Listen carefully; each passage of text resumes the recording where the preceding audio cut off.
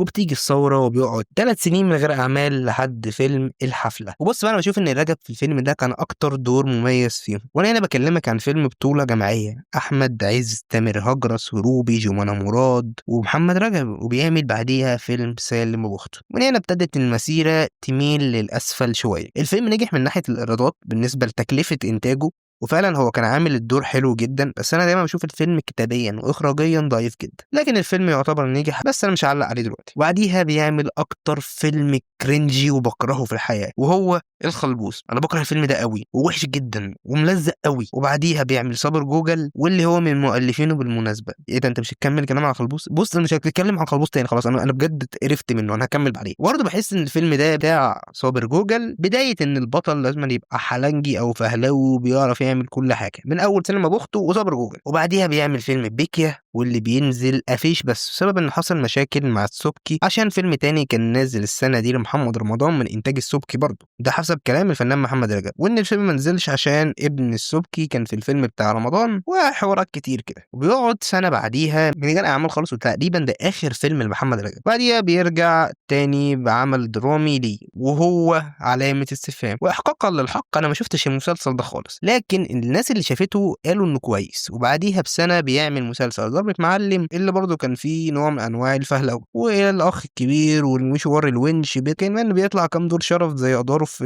الاختيار والحشاشين، لحد كارثه الحلنجي.